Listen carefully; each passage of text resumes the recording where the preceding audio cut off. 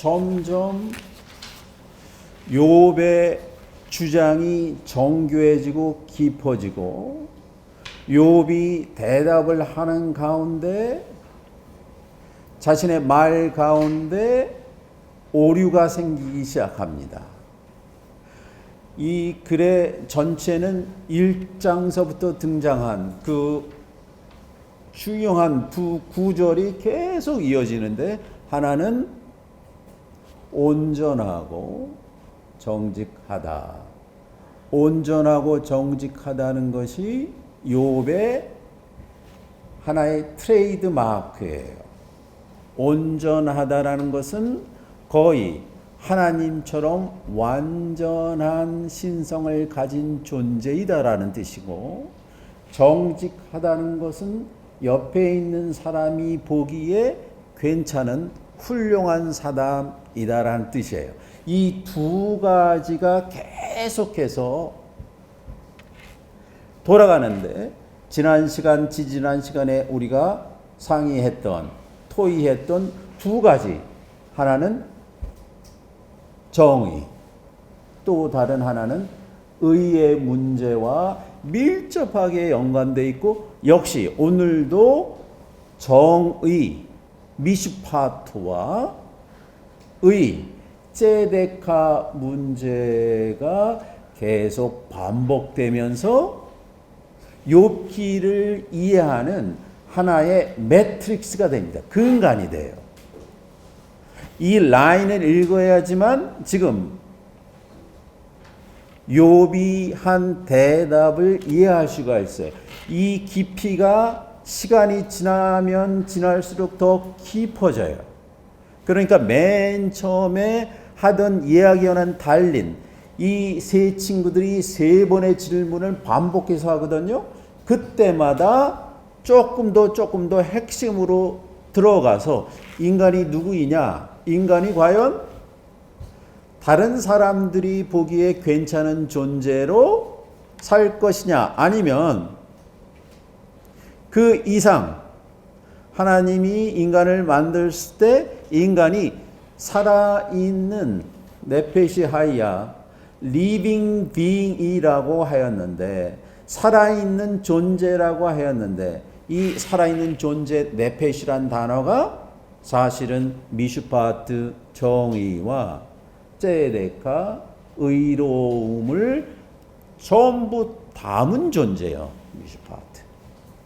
인간의 신체, 정신, 영혼까지 전부 아우르는 총체적인 완벽한 인간, 그 인간을 네페시라고 했는데, 이 네페시, 이전에 뭐라 그랬어요? 욥이 내가 나를 알지 못한다 라고 했을 때 I do not know my 대문자로 self, 인간의 본질을 알지 못한다 라고 했어요. 그래서 네페시하고 지금 말씀드린 justice와 righteousness가 계속 수레바퀴로 돌아가면서 정말 인간이 하나님이 원하시는 네페시 하이야, 살아있는 숨쉬는 네페시가 될 수 있느냐를 기원전 5세기 들어가서 처음으로 욥이 질문하기 시작한 거예요. 이전까지는 종교가 그걸 대답을 한다 그랬어요. 그러나 바빌론을 통해서 예루살렘이 무너지고 나서 가시적이며 형식적인 종교가 무너지고 나서 정말 종교란 무엇인가를 묻기 시작한 거예요. 인간이 사는 것이 무엇인가?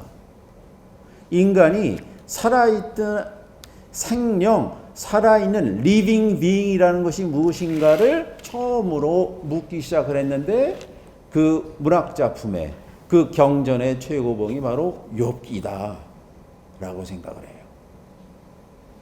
저는 21세기 지금 이제 포스트 코로나 시대가 다가오고 있는데, 이 질문이 여전히 유효하고 우리에게 신금을 울릴 수 있는 아주 해안을 준다고 생각을 합니다. 욥이 소발에게 대답하여 다음과 같이 말했다. 욥이 처음부터 지금 소발과 그 친구들 전체의 집단을 다음과 같이 말합니다.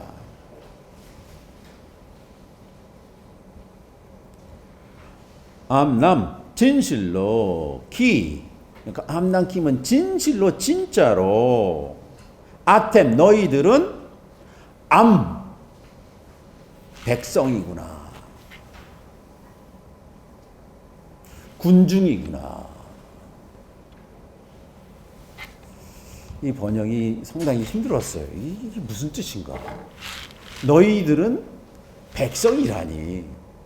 이 암 그러면 이스라엘 사람을 총칭해서 부르는 용어가 암입니다. 이스라엘 백성 할 때도 암 이스라엘이라고 해요.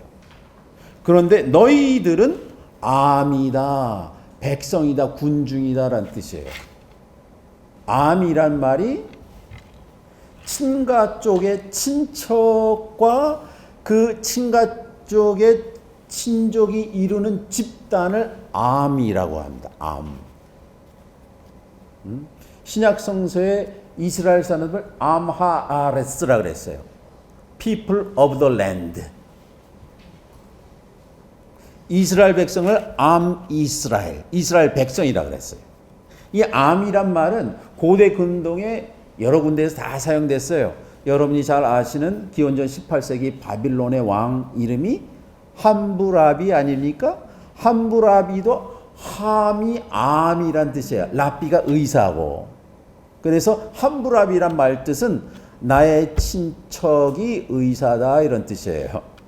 이 사람도 아모리 족속이었거든요. 암이라는 거는 자신이 속한 집단 혹은 그 집단이 만들어내는 법 혹은 집단이 믿고 있는 종교의 교리를 의미합니다. 너희들은 개인이 아니라 집단이구나. 너희들은 독자적으로 자신의 생각을 말하는 개인이 아니라 individual, 더 이상 나눌 수 없는 인간이 아니라 다른 사람의 의견에 휩쓸려가는 군중이구나. 모든 설명하기 전에 마지막으로 그걸 말한 거예요. 너희들은 군중이다. 군중은 개인보다 뛰어날 수가 없습니다. 왜냐하면 군중에서 중요한 거는 대다수이고요.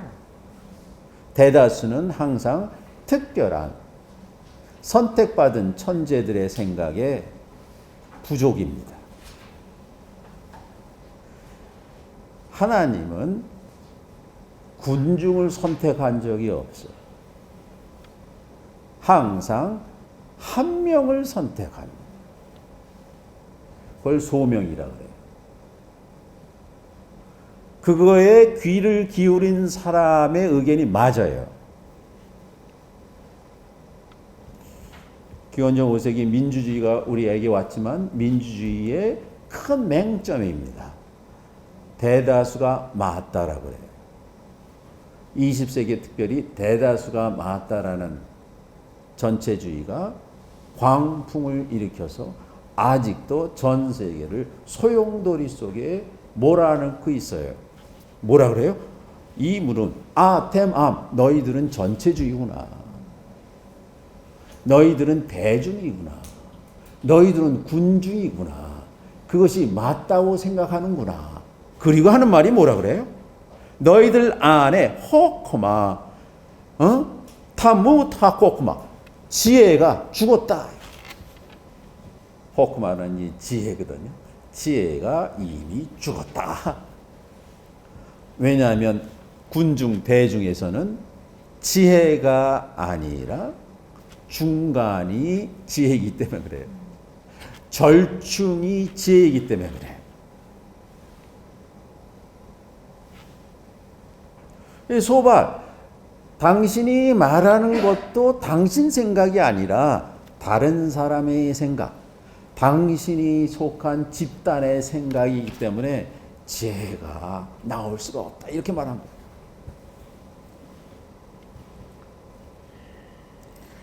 그러나 나도 너희들만큼 지성을 갖추었다. 너희들만큼 나도 지성을, 여기서 좀 보세요.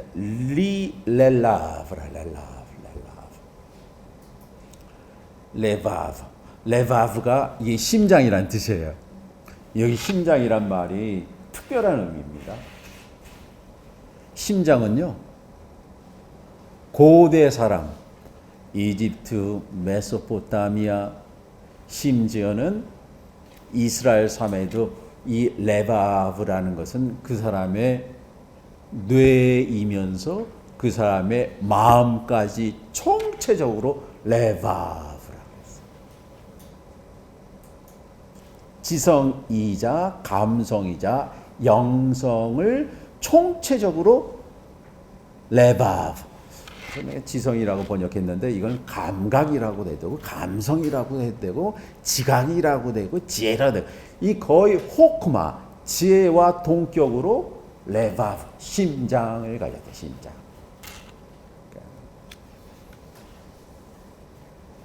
그렇죠? 그 심장. 너희들은, 나도 너희들만큼 심장이 있다 이거예요. 내가 너희보다 못할 것이냐, 이와 같은 것을 모르는 자가 누구냐. 그 4절이 좀 번역하기 힘들었는데, 이게 이제 영어 번역이나 한글 번역이 상당히 저하고 좀 많이 달라요. 이게 크래프트 센텐스라고 해서 중요한 것이 첫 번에 있고 나중에 있기 때문에 이게 들어가야 되거든요. 제가 번역은 이렇게 했어요. 저는 나는 자신의 친구들의 웃음거리가 된 자다. 즉 엘로하를 불렀고 그가 정직하고 온전하다고 칭하여 웃음거리가 된 자다. 정직하고 온전한, 아까 말씀드린 정직하고 온전하다는 것은 특별한, 거의 신적인 인간만이 갖는 칭호인데 그렇게 불리며 웃음거리가 된 자다. 그래서 5절에 발을 헛디딜 자를 위한 등불은 자신이 안전하다고 생각하는 자에게 무시당한다. 그렇죠? 자신이 안전하다고 하는 사람들한테는 무시당한다. 등불이라는 것이 필요 없다는 거예요. 강도는 제 집에서 편안히 지내고 하느님 애를 동요시킨 자는 안전하다. 왜냐하면 하나님 엘로하는 그들의 권능 안에 들어섰다고 생각하기 때문입니다. 제가 여기 괄호에 엘로하 이거를 특별히 쓴 거는 여러분이 아시는 욥기 1장 2절에서는 엘로힘 야훼라는 일반적인 명칭이 다 등장하지만 3장서부터는 엘로힘, 엘로하, 엘로힘이나 야훼라는 용어가 등장하지 않아요. 항상 특별한 아주 오래된 신명만 등장하는데 그것이 하나는 엘이고 엘로하고 샤다이, 전능하신 분, 이런 용어들만 등장한다고 말씀드렸습니다. 그 7절과 8절 보면, 저는 7절과 8절 보고 제가 장자나 노자를 읽나 그랬어요. 말하는 게. 이제 짐승들에게 물어보아라. 너를 가르쳐 줄 것이다. 공중의 새들에게 물어보아라. 너에게 말해 줄 것이다. 공중에서는 말해주고 찌적찌적하면서, 짐승들은 자신의 삶으로 가르쳐 준대.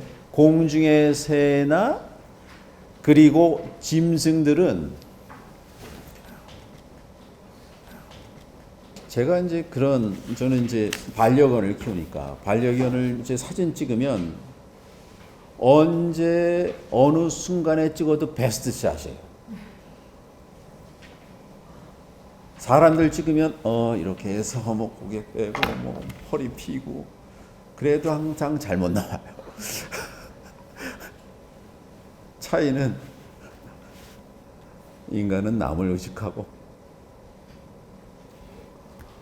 동물은 자신에게 온전히 몰입되어 있기 때문에. 어저께 공부하는데 이 겨울에도 벌레가 있어요. 이 귀뚜라미도 아닌데 이상한 벌레가, 이 돈벌레도 아니고 제 책상 위에 기어다녀요. 한참 왔는데 저거 놀재는 거예요. 그래서 내가 여기다 놓고 왔다 갔다 하는데 아직도 제 공부방에 있거든요. 이야, 자세히 보니까 너무 정교한 거예요. 공룡만큼 정교해요. 코끼리만큼 정교해요. 곤충은 온전히 곤충 자신일 때 완벽해. 남하고 비교를 안 하니까. 잡초는 잡초인데 완벽해. 왜? 장미하고 자기를 비교 안 하거든. 그게 고요입니다, 고요. 여기서도 인간 스스로에게 어떻게 나갈 것인가 했을 때 욥이 좀 나가서 저 개 좀 보십시오. 고양이 좀 보십시오. 고양이가 당신의 선생이 될 겁니다. 저 새들 나가는 거 보세요. 요즘 막 새들이 등장하기 시작했거든요, 숲에. 그 지적이고 새들이 여러분한테 말할 것입니다. 그거 들으세요. 여기는 이제 잘 보라라고 딱 들으라 뭐 이랬지만 8절에서는 시하라는 특별한 단어, 시하. 시하는 무슨 뜻이냐면 묵상해봐, muse over, contemplate, meditate 이런 뜻이에요. 조금 더 깊숙이 들어갔어요. 땅을 묵상해 보아라.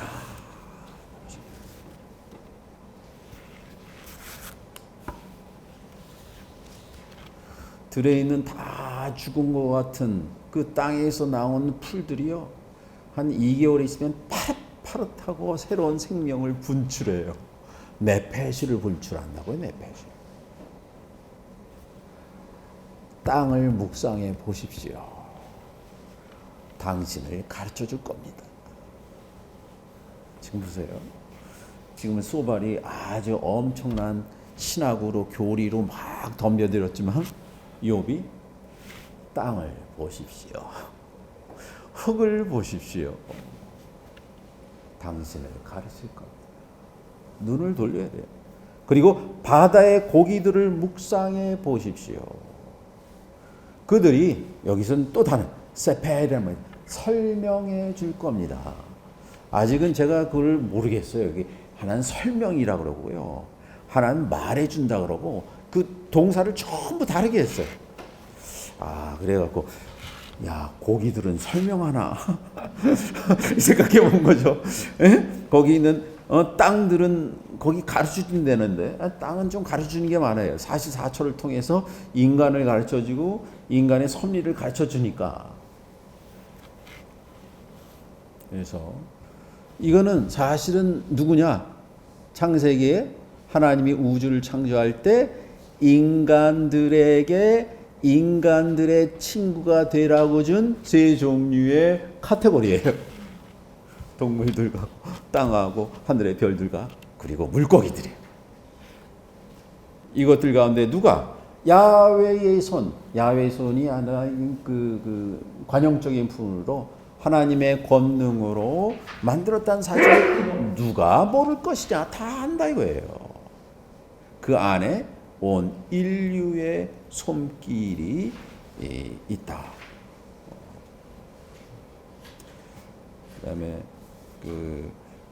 12절엔 지혜는 나이들은 자에게 있고 통찰은 장수한 자에게 있고 그에게 지혜와 힘이 있고 그는 전략과 통찰을 지녔다. 그런 내용이 쭉 들어가. 그다음에 17절에서는 그는 고관들을 맨발로 끌려가게 하시고 재판관들을 바보로 만드신다. 왕들이 결박한 줄을 풀어주시고 왕들이 결박한 줄들을 풀어주시고 그들의 허리를 포승줄로 다시 묶는다. 하나님은 제사장들을, 그래서 코헨이 등 제사장들을 맨발로 끌려가게 하시고, 맨발 또는 나체로 끌려가게 하시고, 이 두 가지가 다 돼요. 권세 있는 자들을 전복시킨다.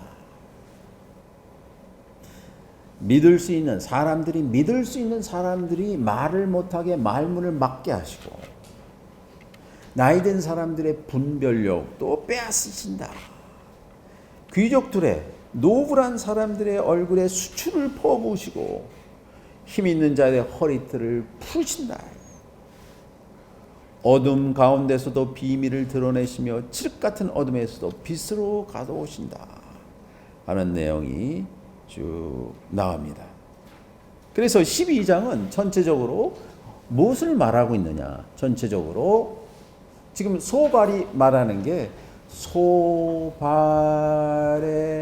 기도 중에 자신의 마음속의 시면을 통해서 말하는 신의 음성을 들을 귀가 없고, 군중이 말하는 가르침에 경도되어 있기 때문에 그거에 대한 비판을 말하는 거예요.